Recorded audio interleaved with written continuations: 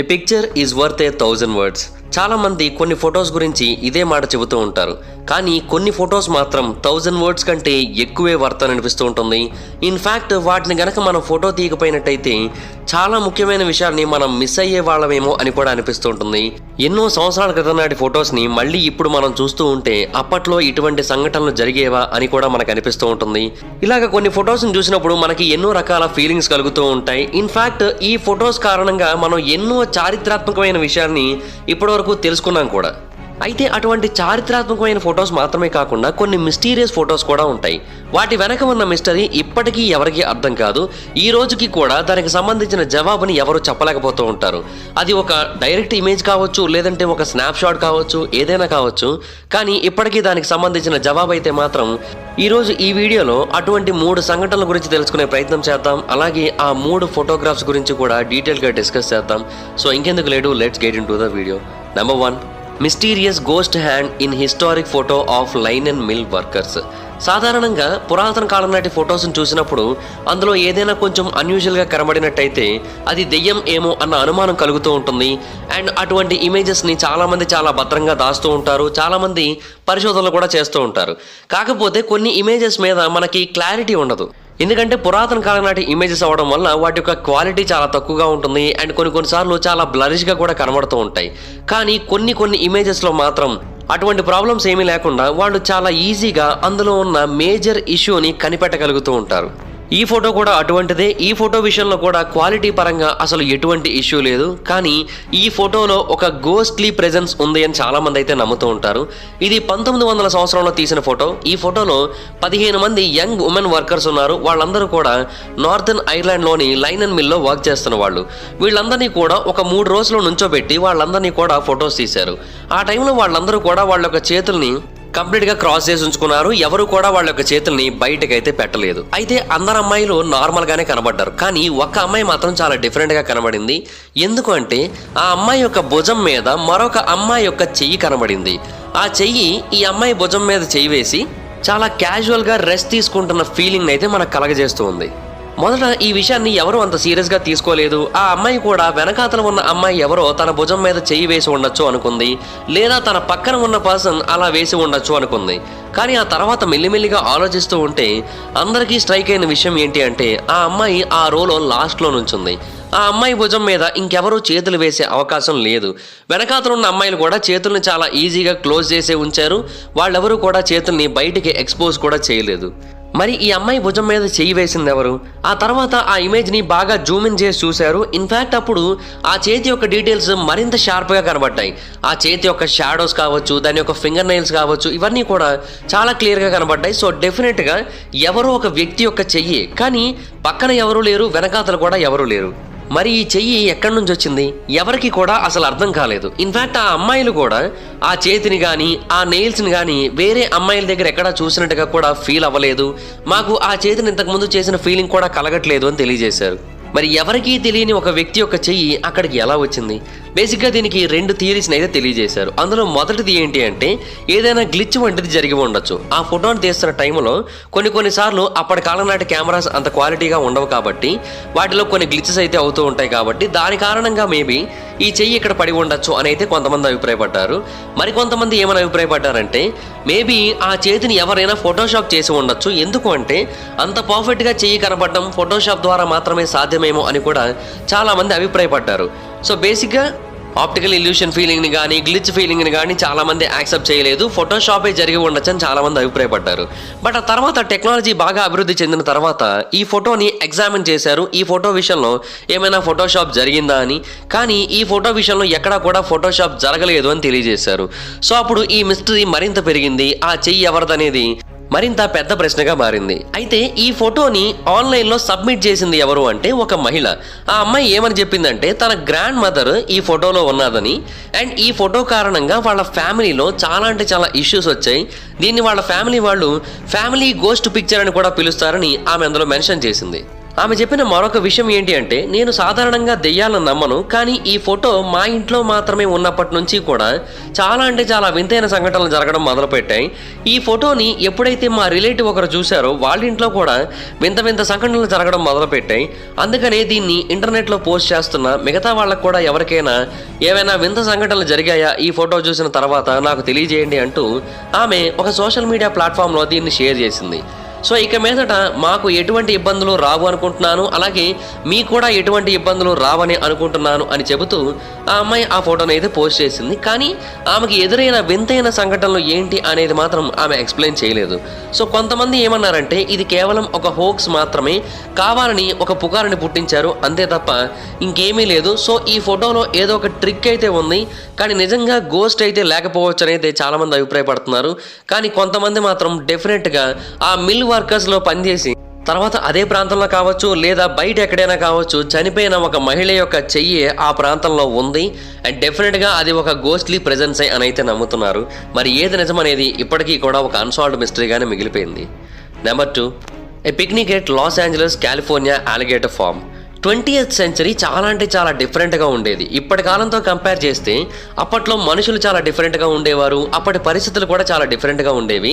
At least ఇప్పుడున్న దాంతో compare చేసినట్టయితే అప్పటి కాలంలో మనకి ఈ ఫొటోస్లో కనబడుతున్న ఈ ఇన్ఫర్మేషన్ చాలా డిఫరెంట్గా ఉందని అర్థమవుతోంది. ఇది కాలిఫోర్నియాలోని లాస్ ఏంజలస్లోని అలిగేటర్ ఫామ్లో తీసిన ఫొటోస్. ఇన్ఫ్యాక్ట్ ఈ పార్క్ని 1907 నుంచి 1953 వరకు రన్ చేశారు. ఆ టైంలో ఇక్కడ సుమారుగా 1000కి పైగా అలిగేటర్స్ ఉండేవి. మొత్తం 20 డిఫరెంట్ పాయింట్స్ ఉండేవి. గెస్ట్లు ఎవరైనా ఆ ప్రాంతానికి వచ్చినట్టయితే వాళ్ళు అక్కడ ఉన్న అలిగేటర్స్తో డైరెక్ట్గా ఇంటరాక్ట్ అవ్వచ్చు. అక్కడ ఎటువంటి సేఫ్టీ బ్యారియర్స్ ఉండవు గెస్ట్లను ప్రొటెక్ట్ చేయడం కోసం, వాళ్ళు డైరెక్ట్గా వాటితో ఇంటరాక్ట్ అవ్వచ్చు.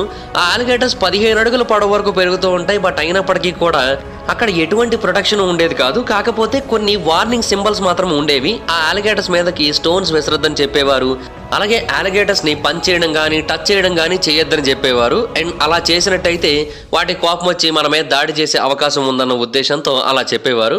బట్ మిగతా సేఫ్టీ ప్రికాషన్స్ అయితే మాత్రం ఏవీ తీసుకునేవారు కాదు. ప్రజలందరూ కూడా వాటి మధ్యలోకి వెళ్ళేవారు, వాటి చుట్టూనే తిరిగేవారు. అవి ఉన్న కొలనులోనే అందరూ ఈత కొట్టేవారు, అక్కడే టేబుల్ పెట్టుకొని ఫుడ్ తినేవారు.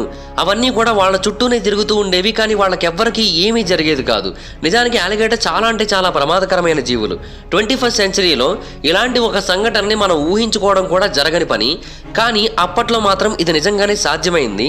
ఇన్ఫ్యాక్ట్ అంతటి భారీ జీవులతో కేవలం అడల్ట్స్ ఫొటోస్ దిగడం, వాటి మధ్యలో ఫుడ్ తినడం మాత్రమే కాదు, చిన్నపిల్లల్ని కూడా వాటి మధ్యలో వదిలేసేవారు. అయినా కూడా వాళ్ళకి ఏమీ కాదు. ఎటువంటి సెక్యూరిటీ లేకుండా అప్పట్లో అలా చేయడం చాలా అంటే చాలా కఠినమైన విషయం అది. అండ్ ఇన్ఫ్యాక్ట్ ఇప్పటి కాలంలో మనం దాన్ని డైజెస్ట్ కూడా చేసుకోలేం, ఇలా జరిగిందా అప్పట్లో అంటే, కానీ జరిగింది. ఆ ఫామ్ యొక్క ఓనర్స్ పేర్లు ఫ్రాన్సిస్ ఎర్నెస్ట్ అలాగే జో క్యాంబెల్. వీళ్ళిద్దరూ కూడా చాలా అలిగేటర్స్ని పట్టుకున్నారు.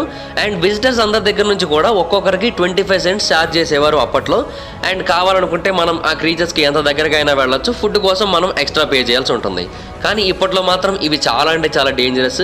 ఇప్పటి కాలంలో ఫ్రీగా వెళ్ళమన్నా కూడా వాటి దగ్గరికి ఎవరూ వెళ్ళడానికి ఇష్టపడరు. కానీ అప్పట్లో ఆ ఇద్దరు మాత్రం వాటిని చాలా బాగా హ్యాండిల్ చేశారు. ఆ పార్క్ను కూడా చాలా బాగా మెయింటైన్ చేశారు. అలిగేటర్స్ని పట్టుకునేవారు, అంతేకాకుండా వాటికి బ్రీడింగ్ చేయించేవారు. వాటి యొక్క ఎగ్స్ని చాలా బాగా కాపాడుకుంటూ వచ్చి పిల్లల్ని పెంచేవారు. వీటికి కూడా ఎక్సర్సైజ్ రెగ్యులర్గా చేయించేవారు. వాటి యొక్క హెల్త్ని చాలా బాగా మెయింటైన్ చేసేవారు. ఇన్ఫ్యాక్ట్ వాటికి కొన్ని ట్రిక్స్ కూడా నేర్పించేవారు. ఆ ట్రిక్స్ని ఆ అలిగేటర్స్ లోపలికి వచ్చిన ప్రజలందరి ముందు పర్ఫార్మెన్స్ కూడా చేసేవి. ఇలా చాలా రకాల పనులు అయితే చేసేవి. వాళ్ళ కళ్ళ ముందే పెద్ద పెద్ద కోళ్ళని డైరెక్ట్గా తినేసేవి. సో దాన్ని చూసి వాళ్ళందరూ కూడా చప్పట్లు కొట్టేవారు. ఇన్ఫ్యాక్ట్ వాలంటీర్స్తో కలిసి కొన్నిసార్లు విజిల్ శబ్దాలను కూడా చేసేవని అప్పటి కాలం నాటి కొన్ని డాక్యుమెంట్స్ అయితే తెలియజేస్తున్నాయి. సో ఆడియన్స్ చాలా అంటే చాలా ఈజీగా వాటిని విజిట్ చేయడం మాత్రమే కాదు, అక్కడ ఇంకొక ప్రత్యేకత కూడా ఉంది. అక్కడ ఒక గిఫ్ట్ షాప్ ఉంటుంది. దాంట్లో మనం కావాలనుకుంటున్నట్టయితే వాటి యొక్క చర్మంతో తయారు చేసిన హ్యాండ్ బ్యాగ్స్ని అలాగే వేరే యాక్సెసరీస్ని కొనుగోలు చేయొచ్చు. అలాగే పక్కనే ఇంకొక స్టోర్ కూడా ఉంటుంది. దాంట్లో మనం బేబీ అలిగేటర్స్ని కొనుగోలు చేసి మన ఇంటికి తీసుకొని వెళ్ళి మనం కూడా పెంచుకోవచ్చు. సో ఈ కాలిఫోర్నియా అలిగేటరీ ఫామ్ అనేది ప్రపంచంలో లా సూట్స్ లేకముందు, అలాగే సేఫ్టీ రెగ్యులేషన్స్ లేకముందు, యానిమల్ ప్రొటెక్షన్ లాస్ లేకముందు ఉన్నది. కానీ ఆ టైంలో అయినా సరే అవి అంత పర్ఫెక్ట్గా అంత జాగ్రత్తగా ఎవరికి ఎటువంటి హామ్ చేయకుండా ఉండడం చాలా అంటే చాలా గొప్ప విషయం. వాళ్ళు చాలా బాగా హ్యాండిల్ చేశారనే చెప్పాలి. అండ్ అప్పట్లో ఇది చాలా పెద్ద బిజినెస్ కూడా, ఎందుకంటే ఏ ఒక్క విజిటర్ కూడా అక్కడ రిస్క్ ఉన్నట్టుగా బయట ప్రపంచానికి తెలియజేయలేదు. అంటే వాళ్ళకి ఎటువంటి ప్రాబ్లము జరగనట్టే. అటువంటి ప్లేస్ని ఇప్పటి కాలంలో మనం అసలు ఊహించుకోలేం.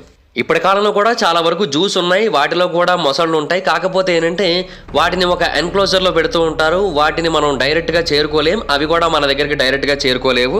అవి మనల్ని కొంచెం దూరం నుంచి చూడగలవు, లేదంటే చుట్టూ ఒక నెట్ లాంటిది ఉంటుంది, దాని అవతల భాగం నుంచి మాత్రమే మనం చూడగలం. ఇది మాత్రమే ఉంది ఇప్పటి జనరేషన్లో తప్ప లాస్ట్ సెంచరీలో ఉన్నట్టుగా ఇంత క్లోజ్గా అయితే లేదు. కానీ మనం నమ్మాలి, ఎందుకంటే ఈ ఫొటోస్ అన్నీ కూడా రియలే. అప్పట్లో ఈ స్ట్రేంజ్ పార్క్ నిజంగానే ఉంది. ఎందుకంటే పెద్దవాళ్ళు ఉన్నారంటే ఓకే, చిన్న పిల్లల్ని కూడా ఆ ఎన్క్లోజర్స్లో పెట్టేస్తున్నారు. ఆ బేబీ అలిగేటర్స్తో పెద్ద అలిగేటర్స్తో ఉంచుతున్నారు, అయినా కూడా వాళ్ళకి ఏమీ కావట్లేదు.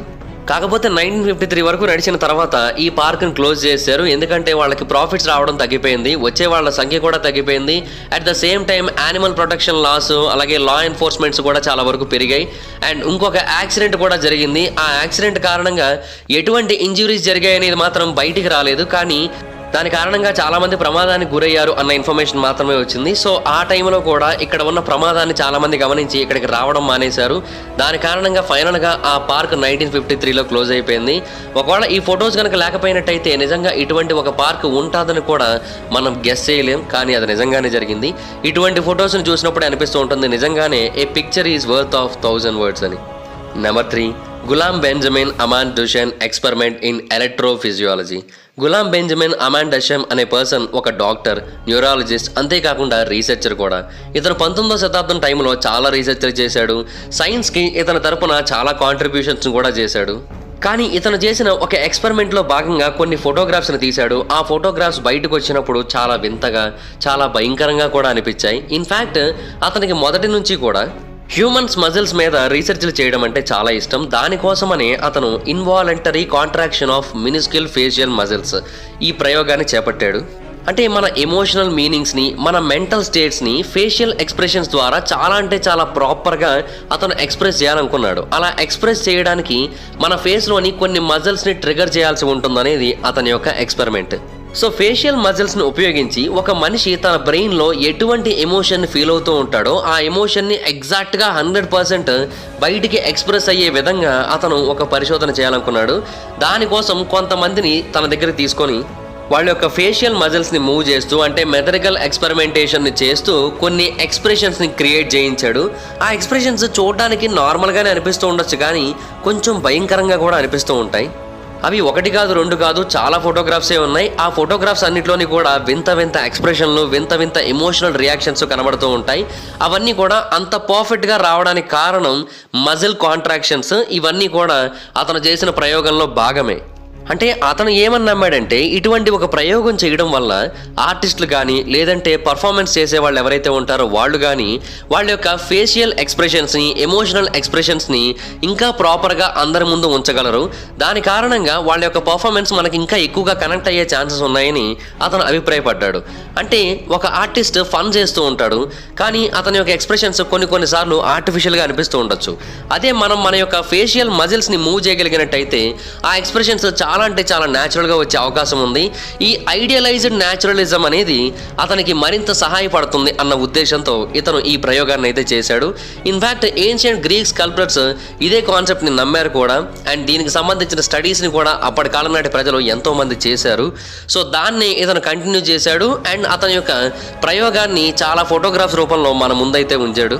అతను ఒక పుస్తకాన్ని రాశాడు. ఆ పుస్తకం పేరు ద మెకానిజం ఆఫ్ హ్యూమన్ ఫిజియోగ్నోమీ. ఈ పుస్తకంలో ఆ ఫొటోస్ అన్నింటినీ కూడా పొందుపరిచాడు అతను. సో అతను ఏమని చెప్పాడంటే ప్రతి మనిషికి కూడా 13 ప్రైమరీ ఎమోషన్స్ ఉంటాయి. అండ్ అంతేకాకుండా కొన్ని ఫండమెంటల్ ఎక్స్ప్రెసివ్ గెస్టర్స్ కూడా ఉంటాయి. అండ్ ఇవన్నీ కూడా ప్రతి ఒక్క ఫేషియల్ మజిల్తోని కూడా రిలవెంట్గానే ఉంటాయి, లేదంటే మజిల్ గ్రూప్స్తో రిలవెంట్గా ఉంటాయి. వాటన్నింటినీ కూడా మనం యాక్టివ్ చేయగలిగినట్టయితే, వాటన్నింటినీ మనం ప్రాపర్గా ఉపయోగించుకోగలిగినట్టయితే ఈ ఫోటోగ్రాఫ్స్లో ఉన్నట్టుగానే మన యొక్క ఎమోషన్స్ చాలా ప్రాపర్గా పనిచేస్తాయని అతను అభిప్రాయపడ్డాడు. అండ్ ఈ ఫేషియల్ ఎక్స్ప్రెషన్స్ అన్నీ కూడా electrical stimulation of the muscles కారణంగానే ఇప్పుడు మన ముందు ఇలా కనబడుతున్నాయి. సో ఇది చాలా వింత వింతైన ఎక్స్పెరిమెంట్. ఆఫ్ కోర్స్ ఈ ఫొటోస్లో అతను కొన్ని వింతైన ఎక్స్పెరిమెంట్స్ చేసినప్పటికీ కూడా మిగతా విషయాల్లో మాత్రం అతను సైన్స్కి చాలానే సహకారాలను అయితే అందించాడు. ఎలక్ట్రోఫిజియాలజీని శాస్త్రవేత్తలకు అందించింది అతనే. సో ఇప్పుడు అతని ఎక్స్పెరిమెంట్లో ఏదైతే స్మైల్ కనబడిందో దాన్ని డుచెన్ స్మైల్ అని పిలుస్తూ ఉన్నారు. ఇన్ఫ్యాక్ట్ ఇవే ట్రూ ఎమోషన్స్ అని కూడా కొంతమంది శాస్త్రవేత్తలు నమ్ముతున్నారు కూడా. జెన్యూన్ స్మైల్ వచ్చినప్పుడు ఆటోమేటిక్గా మన కళ్ళు కొంచెం చిన్నగా అవుతాయని శాస్త్రవేత్తలు అభిప్రాయపడుతున్నారు. ఇన్ఫ్యాక్ట్ ఈ మొత్తం ప్రాసెస్ని ఇప్పుడు డుచెన్ మస్కులర్ డిస్ట్రోఫీ అని కూడా పిలుస్తున్నారు. కానీ ఏదైనా వీటిని మొదటిసారి చూసినప్పుడు మాత్రం చాలా వింతైన ఫోటోగ్రాఫ్స్లా అనిపిస్తూ ఉంటాయి, అలాగే చాలా వియర్డ్ ఫోటోగ్రాఫ్స్లా కూడా అనిపిస్తూ ఉంటాయి. బట్ డెఫినెట్గా అతను సైన్స్లో మిగతా విభాగాల్లో చాలా అంటే చాలా బాగా వర్క్ చేశాడు. కానీ ఈ ఫొటోస్ మాత్రం అతనికి కొంత చెడ్డ పేరు తెచ్చాయనే చెప్పాలి. కానీ అతను ఆర్టిస్టుల కోసం చేశాడు ఈ ప్రయోగాన్ని. బట్ ఆర్టిస్టుల కోసం ఈ ప్రయోగం చేసిన దాన్ని ఆర్టిస్టులే యాక్సెప్ట్ చేయలేకపోయారు, ఎందుకంటే ఇవి కొంచెం క్రూరంగా కనిపిస్తూ ఉన్నాయి కాబట్టి. సో చూసారు కదా, ఇవి 3 డిఫరెంట్ ఫోటోగ్రాఫ్స్. ఒకటి మిస్టీరియస్గా, ఒకటేమో హిస్టరీని మనకు తెలియజేసే విధంగా, ఇంకొకటేమో కొంచెం వింతగా కనిపిస్తూ ఉంటుంది. సో ఈ ఫొటోస్లో మీకు ఏది చాలా డిఫరెంట్గా అనిపించిందో కింద కామెంట్ సెక్షన్లో తెలియజేయండి. ఈ వీడియో కనుక మీకు నచ్చినట్టయితే లైక్ చేయండి, వీడియోని షేర్ చేయండి. ఇప్పటివరకు కారణం మన ఛానల్ని సబ్స్క్రైబ్ చేసుకోకపోతే ఇప్పుడే సబ్స్క్రైబ్ చేసుకోండి. పక్కన బెల్ ఐకాన్ ఆన్లో పెట్టుకోండి, నా ఫర్దర్ వీడియోస్ మిస్ అవ్వకుండా చూడొచ్చు. చాలా మంది చూస్తాం కానీ సబ్స్క్రైబ్ చేసుకోవట్లేదు. So please try to subscribe. Thank you so much guys. By by. Now meet you on next video. By by.